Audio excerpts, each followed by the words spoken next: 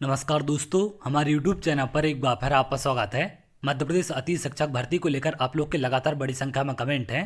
बहुत सारे अभ्यर्थियों के कमेंट हैं कि सर अति शिक्षक की मेरिट लिस्ट कब तक जारी की जाएगी, क्योंकि आज आपकी स्कूल चॉइस फिलिंग की आखिरी तारीख है। तो इसको लेकर लगातार आप लोग के कमेंट हैं कि सर कब तक मेरिट लिस्ट जारी हो सकती है। इसके साथ साथ कुछ अभ्यर्थियों के कमेंट हैं कि सर मेरिट लिस्ट कैसे बनाई जाएगी या फिर कैसे तैयार की जाएगी, स्कूलों का आवंटन कैसे किया जाएगा। कुछ अभ्यर्थियों के ऐसे भी कमेंट देखने मिले हैं कि सर हमने एक से ज़्यादा विषय का चयन किया है, तो हमें कौन सा विषय मिलेगा, ये कैसे वहाँ पर डिसाइड किया जाएगा या फिर किस आधार पर अभ्यर्थियों को विषय दिए जाएंगे। तो इन सब के बारे में एक एक करके आगे हम बात करेंगे कि कैसे क्या आपकी मेरिट लिस्ट तैयार की जाएगी और एक से ज़्यादा विषय वालों को कैसे स्कूल दिए जाएंगे।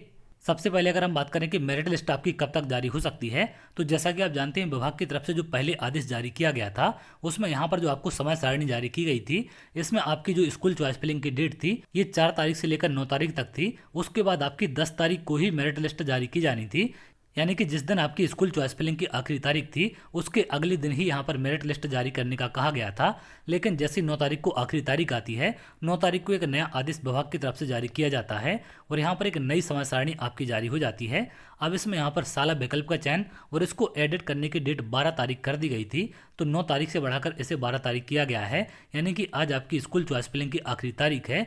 तो अगर यहाँ पर आपकी डेट आगे नहीं बढ़ती है तो आप मानकर चलें 2 से 3 दिन के अंदर आपकी मेरिट लिस्ट जारी हो जाएगी। अब ऐसा जरूरी नहीं है कि कल ही आपकी मेरिट लिस्ट जारी हो जाए। अगर यहाँ पर डेट आगे नहीं बढ़ती है तो ये बिल्कुल संभावना यहाँ पर लग रही है कि 2 से 3 दिन के अंदर आपकी मेरिट जारी हो जाएगी, क्योंकि गेस्ट टीचर की प्रक्रिया समय सीमा से काफ़ी ज़्यादा लेट हो चुकी है, जिसका प्रेशर विभाग पर भी बना हुआ है, क्योंकि इससे पढ़ाई भी प्रभावित हो रही है। लगभग 3 से ज़्यादा महीने का समय गुजर चुका है लेकिन अभी तक शिक्षक नहीं पहुंच पाए हैं, जिसके चलते भी यहाँ पर विभाग पर प्रेशर है। और इसी के कारण यहाँ पर जो आपकी मेरिट की तारीख जारी की गई थी वो स्कूल चॉइस फिलिंग की आखिरी जो डेट थी उसके अगले दिन ही आपकी मेरिट जारी की जानी थी। और यहाँ पर आप देख पाएंगे उसके अगले दिन से आपकी ज्वाइनिंग की प्रक्रिया स्टार्ट थी, यानी कि 2 से 3 दिन के अंदर आपकी ज्वाइनिंग की प्रक्रिया स्टार्ट करने का आदेश जारी किया गया था।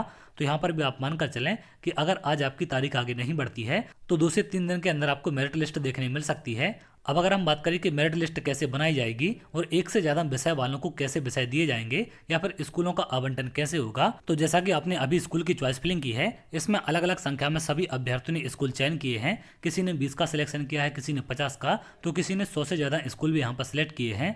तो जैसा कि आप जानते हैं पहले जो गेस्ट टीचर की भर्ती की जाती थी उसमें आपके ऑफलाइन आवेदन मंगाए जाते थे, तो एक स्कूल में जितने अभ्यर्थी अपने आवेदन जमा करते थे उन अभ्यर्थियों की लिस्ट बनाई जाती थी। उसी लिस्ट को पैनल कहा जाता है और पैनल में जिसके स्कोर कार्ड के अंक ज़्यादा होते थे उसका सिलेक्शन किया जाता था। लेकिन अब यहाँ पर प्रक्रिया आपकी ऑनलाइन हो चुकी है, तो ऑनलाइन में भी आपके पैनल तैयार किए गए हैं। अब यहाँ पर आपका कैसे पैनल तैयार किया गया है, तो आप मान लीजिए कि एक स्कूल का चयन 20 अभ्यर्थियों ने किया है या फिर 50 अभ्यर्थियों ने किया है, तो उन 50 अभ्यर्थियों से या फिर 20 अभ्यर्थियों से एक पैनल आपका तैयार हो जाएगा। उन 20 या 50 अभ्यर्थियों में जिसके स्कोर कार्ड के अंक ज़्यादा होंगे उसका सिलेक्शन यहाँ पर किया जाएगा।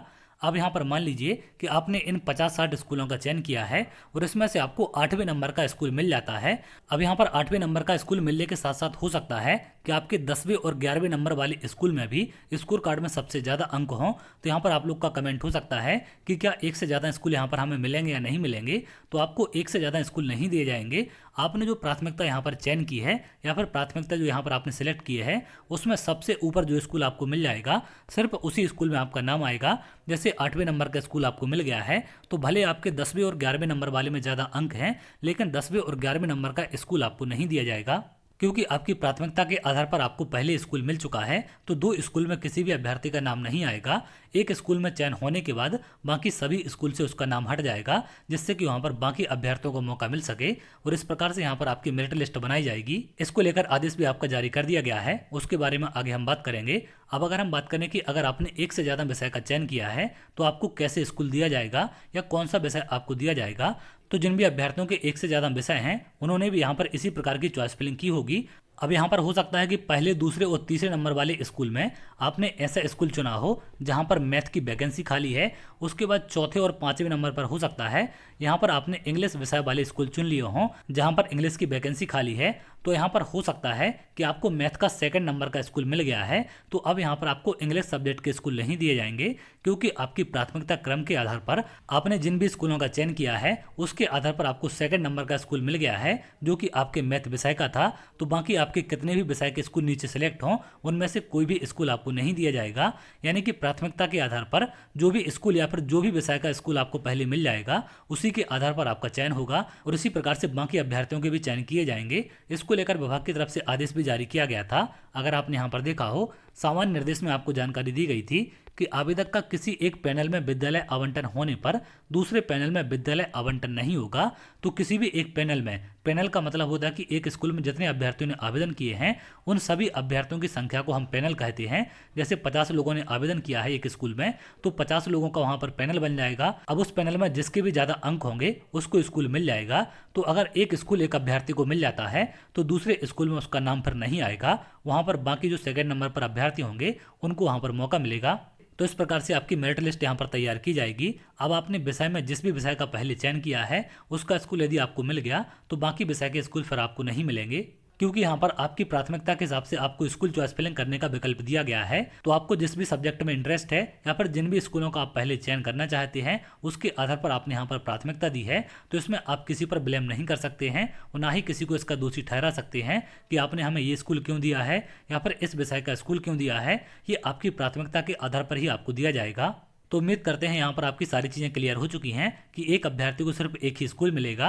अब आपने 3 विषय से अप्लाई किया हो या फिर 50 स्कूलों में अप्लाई किया हो, कोई एक स्कूल आपको दिया जाएगा। अब वो जिस भी विषय का स्कूल आपको मिलेगा उसकी जानकारी आपको मेरिट लिस्ट में मिल जाएगी। तो आप लोग मेरिट को लेकर ज़्यादा परेशान ना हो। जैसे मेरिट लिस्ट आपकी जारी हो जाएगी मैं वहाँ पर आपको सारी स्टेप बाय स्टेप चीज़ें बता दूंगा कि कैसे कैसे आपको अपना नाम देखना है। तो आप लोग मानकर चलें कि यदि आपकी डेट आगे नहीं बढ़ती है तो 2 से 3 दिन में संभावना यहाँ पर लग रही है, क्योंकि विभाग वैसे ही थोड़ा सा प्रेशर में है, काफ़ी प्रक्रिया आपकी लेट हो चुकी है। तो यहाँ पर 2 से 3 दिन के अंदर आपको मेरिट लिस्ट देखने मिल सकती है अगर सारी चीज़ें समय के हिसाब से ठीक ठाक चलती हैं। लेकिन यदि यहाँ पर डेट को आगे बढ़ा दिया जाता है या फिर कोई और दिक्कत निकलकर सामने आती है तो अभ्यर्थियों को इंतजार करना पड़ सकता है। तो चलिए, अगर आप ऐसी जानकारी चाहते हैं तो हमारे चैनल के साथ जुड़ सकते हैं जिससे और भी इंपॉर्टेंट अपडेट आपको मिल सके। बहुत जल्द अगली वीडियो मिलेंगे, तब तक के लिए बहुत बहुत धन्यवाद।